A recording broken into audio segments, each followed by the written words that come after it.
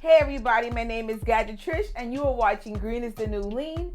Right now I'm in a quest of getting my quarantine weight off and I'm doing this challenge called 7 Minutes of Fitness. I'm doing this for at least 100 days in a row.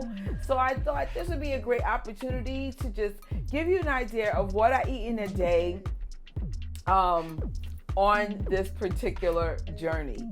So today's February 7th. This is the 7th day of me being gluten-free using Dr. Sebi recommended ingredients.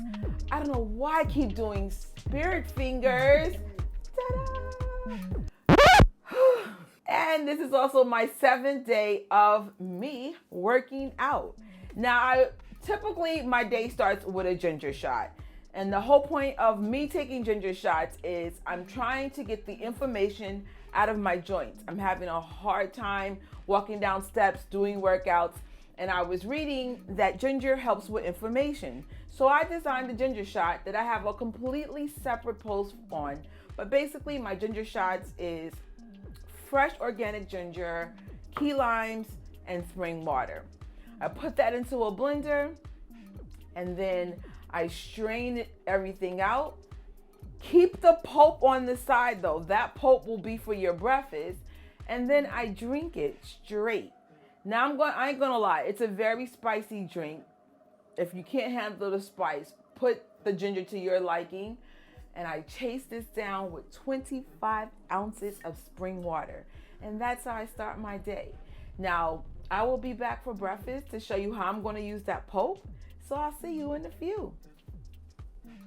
Hey guys, I'm back from working out. I did yoga today with Sarah Beth Yoga. Truth be told, it's still a little hard for me, but it was like one of those really peaceful workouts. I will leave you a link of what I worked out today. And truth be told, I think my dog was judging me because I was struggling a bit. Breakfast to me is one of the most important meals I eat out of all my meals. It's always liquid and it's always raw. I'm doing a smoothie today. This was in the refrigerator. My freezer's still broken. Long story. So I have 1 cup of mangoes with 1 burro banana. If you're not familiar with burro bananas, that's one of the 2 bananas that Dr. Sebi recommends to consume. They're like, most of the time you'll see them like, I would say, like, I live in New York, so we call them bodegas. You might be someplace in the world or the United States, it might be considered a specialty kind of banana. If you can't find burro bananas, small bananas are acceptable, those little tiny ones. Burro bananas, they have like a squarish bottom. These are not ripe. And what's cool about them, when they're green, they taste like potatoes. So you can make french fries out of this. But right now, I want them to be ripe. I got lucky. Usually they're like $1.50 a pound in New York. I got lucky. And I'm not going to tell you where my spot is, but I actually found these in the clearance rack. There's a few places in New York, if you go to certain supermarkets, they have a clearance rack. And I'm like, oh my gosh, to get 4 of these for $1, something like this one might be like $3 or $4, depending how heavy they are. You know, I'm waiting for those to ripe. Now these are ripe, and what's cool, even though it looks like it's overripe, when you open it, look, it's perfectly fine. And it has seeds in it. So that's the thing about burro bananas. Don't forget, I have the ginger in there. Remember the ginger from earlier? My refrigerated fruit. If you have a working freezer, partially frozen would be better. I also will add 1 cup of elderberry, and I have 2 dates soaking in it, so it sweetens it up a little bit. 1/2 cup of ice because I don't have a working freezer. 2 tablespoons of sea moss gel. Now the sea moss gel, and you can't tell, but it's actually, some of it got left behind in the mason jar. So I'm actually gonna let that stay like this for a while because I want to get all my sea moss gel. I don't have any sea moss gel made already. This is the brand that I'm using. I will leave the links The affiliate links in my description bar. I went with this company because I wanted to pick something that we all have access to, or a lot of us have access to, and that would be Amazon. There are other companies that have what is considered good sea moss. I can't vouch that this is good or bad, but this seems to be the real deal. I'm in the process of making sea moss gel. This is soaking with in spring water, and I'm also have like some key lime juice in this. So this will be for the next 2 weeks of smoothies.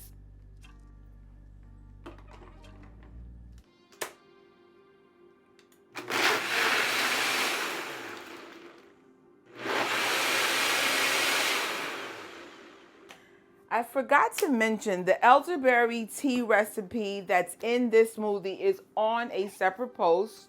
So if you want to do like elderberry tea in your smoothie instead of plain water, you could. But if you don't have time, just use plain water.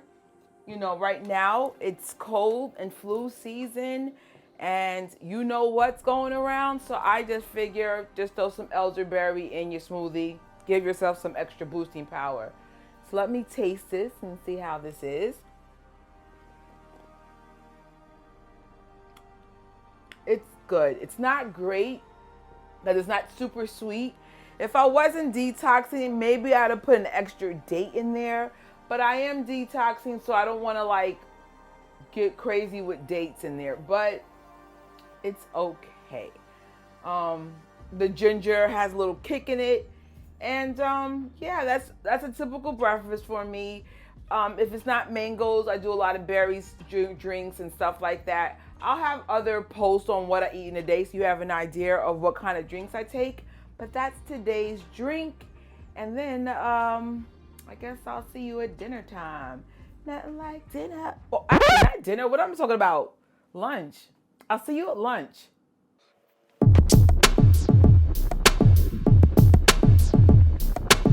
I'm back, and it's a super late lunch. I was away doing God knows what.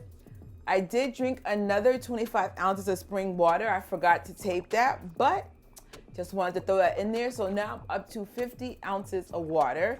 My goal was to get up to half a gallon, but I ain't doing well this week with that. But there's always tomorrow, right? So let's get into my bowl.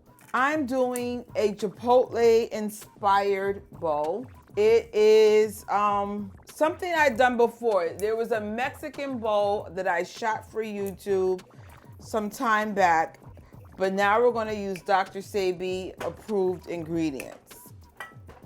And because I'm taping and this is not opening, I'll be back because this is getting really awkward. We're back and this is now open. So I'm going to put about 1 tablespoon to a pan, followed by a bunch of red onions, sweet onions, and just some bell peppers in different colors. And I'm just going to let that saute for about a few minutes or until it's soft and translucent. For seasonings, I'm not going to do nothing fancy, just some chipotle powder.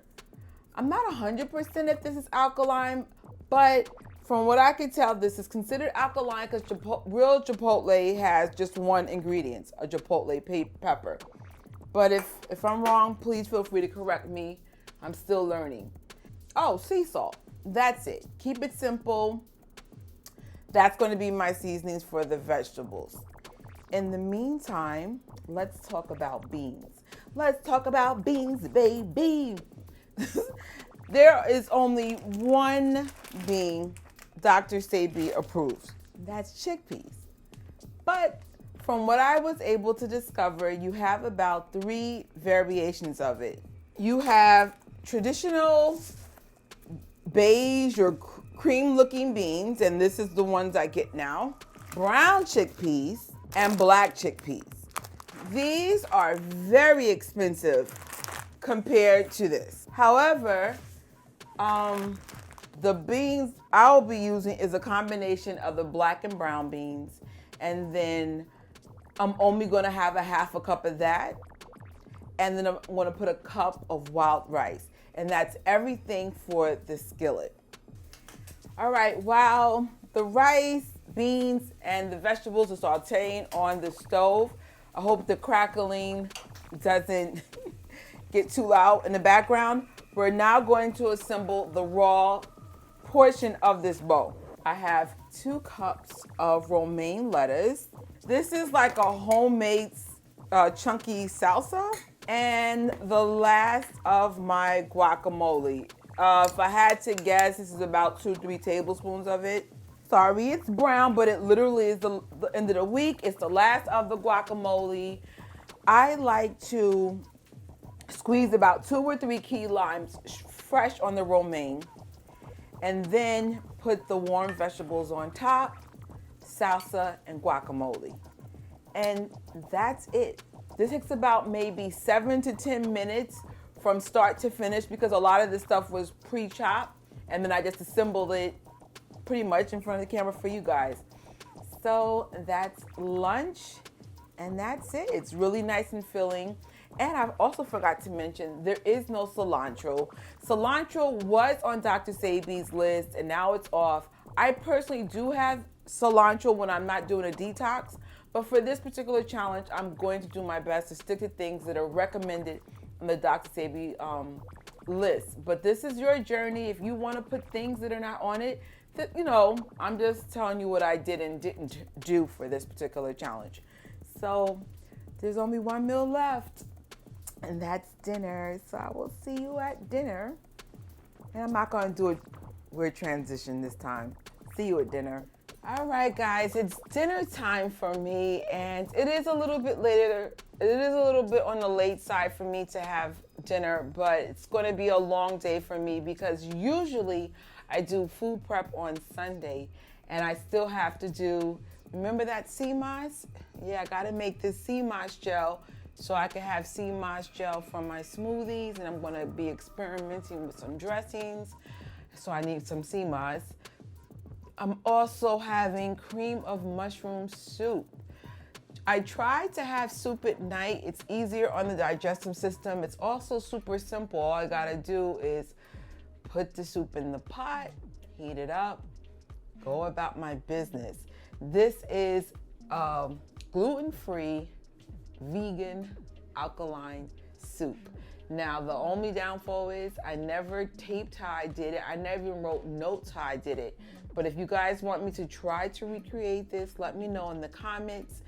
And if there's anything that I did, whether it's the Mexican bowl or if you have any questions or anything, just let me know either in the comments here or on my blog, Green is the New Lean. There on the blog, you're going to see some insight about how I felt on each day. I don't write a lot. I just write a paragraph or two about something that's going on, how I feel. So that's all in the blog. And then, 100 days from now, well, now it's 93 days from now, we get to see, was this worth it? Quarantine weight gain for me was probably the hardest weight gain I've ever had. For some reason, it might be because we've been in the house for so long. I had I still have joint problems. The inflammation has improved. Maybe it's the ginger shots, maybe it's me drinking more water, maybe it's the alkaline food, maybe it's all the above. But I have quite a way to go to get to where I was at the beginning of 2020. So if I have 2 pounds a week, that's all I'm asking. Speaking of weight loss, thank you guys for voting on Instagram. Should I weigh myself once a week or once a month? You guys chose once a week. So if you want to know what my weekly weigh-ins are every Tuesday, those numbers will be up. Now, I do weigh myself on Monday, but I actually post the day after something. So that will be Tuesday to you guys on Green is the New Lean. Or you could just sub to this channel and just see the monthly updates on this channel. But thank you for watching. I'm going to heat this up, throw this in the bowl, make my sea moss, and get ready for my second week of being gluten-free, Dr. Sebi style though, with the 7 minutes of fitness twist. And until my next post, Gadgetrish is out. Think vegan. Bye, guys.